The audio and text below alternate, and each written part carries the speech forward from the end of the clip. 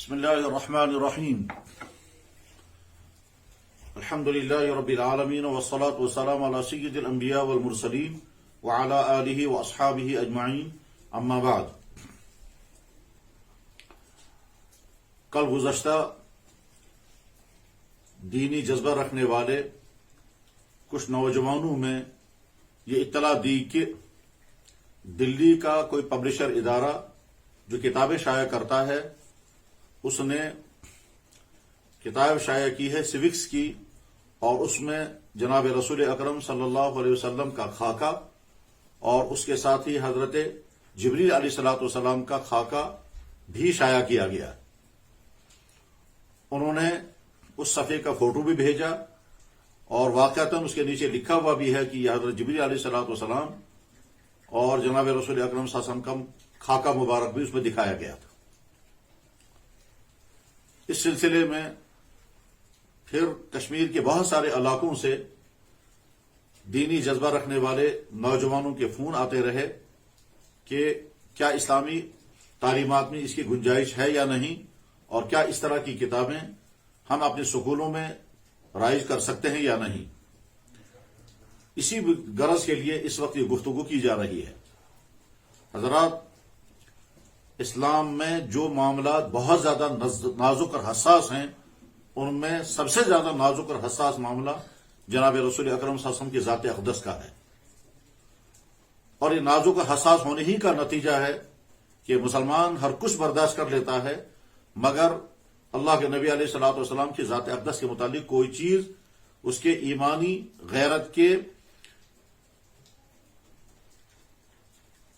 غیرت ایمانی حمیت کے لیے کسی طرح بھی قابل برداشت نہیں ہے۔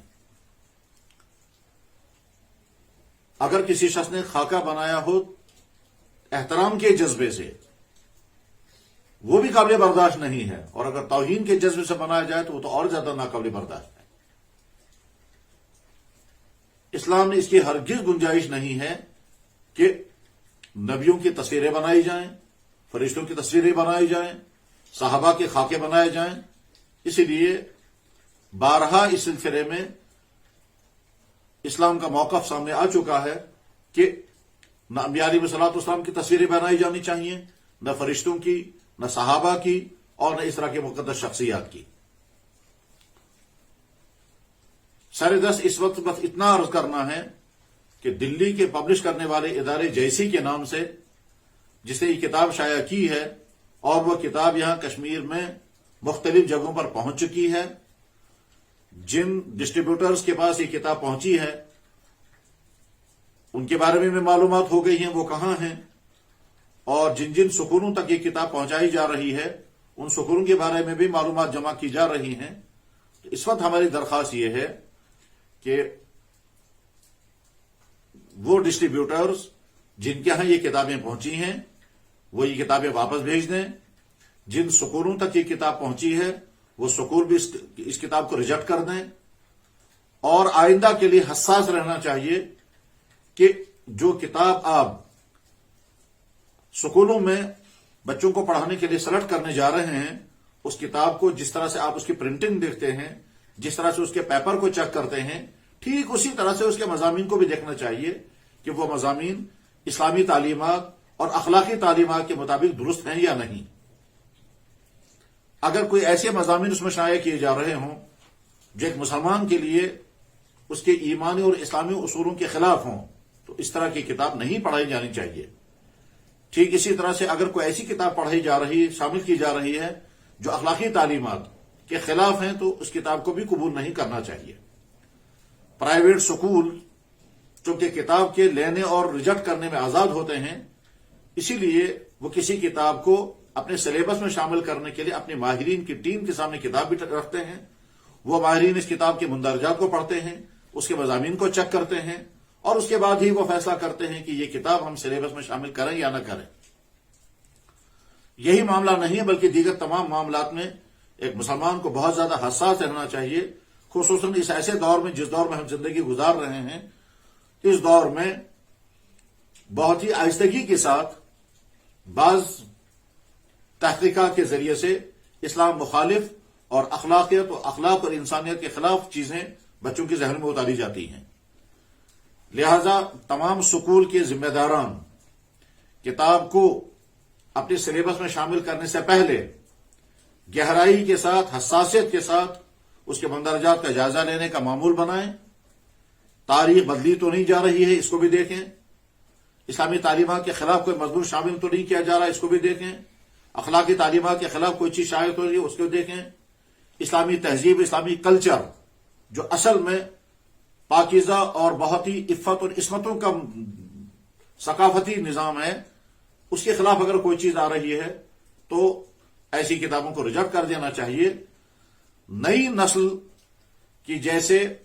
فکری تربیت ضروری ہے، ایسے ان کی اخلاقی تربیت کی بھی ضرورت ہے۔ اسی طرح سے ان کی جسمانی صحت کے بھی معاملات کو دیکھنا ہوگا۔ آج کی تعلیم اگرچہ بہت ہی وسیع پیمانے پر ہے، مگر اسی تعلیم کے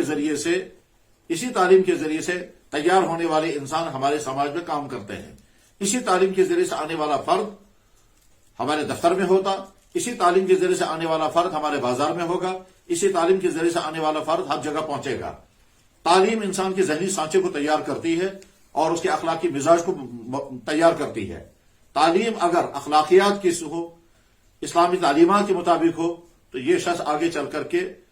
آنیسٹ بنے گا، آگے چل کر کے فرض شناس بنے گا، آگے چل کر کے انسانیت کا ہمدرد بنے گا، آگے چل کر کے اپنی نبی کا پیروکار بنے گا، آگے چل کر کے ان خیالات کا شکار نہیں ہوگا جس کے نتیجے میں اس کا ایمان بھی چھن جائے۔ خلاصہ یہ ہے کہ جیسی پبلشنگ ادارہ جو دلی میں ہے، اس کی تیار کی گئی سوکس کی کتاب، جس میں حضرت جناب رسول اکرم صلی اللہ علیہ وسلم کی مبارک ذات کا خاکہ بنایا گیا ہے، اور ساتھ میں عورت کے روپ میں حضرت جبریل علیہ الصلوۃ والسلام کی شبیہ بنائی گئی ہے، یہ اسلامی تعلیمات کے مطابق توہین آمیز معاملہ ہے، ہرگز قابل برداشت نہیں ہے۔ اس لیے ہم بڑی نرمی کے ساتھ درخواست کریں گے اپنے کشمیر کے تمام ڈسٹریبیوٹر سے اور اپنے ان تمام سکول کے ذمہ داران سے جن تک یہ کتاب پہنچی ہے کہ ہرگز اس طرح کی کتاب اپنے سلیبس میں شامل نہ کریں،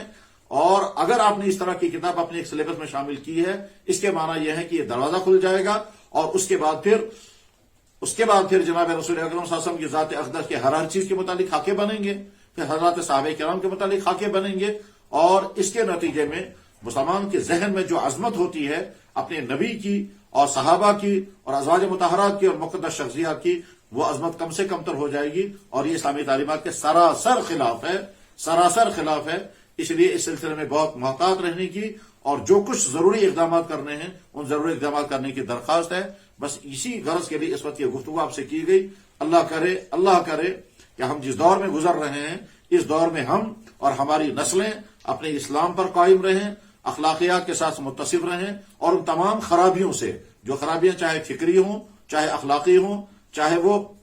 سماجی ہوں، ان تمام خرابیوں سے ہم اور ہماری نسل محفوظ رہے۔ وآخر دعوانا الحمدللہ رب العالمین۔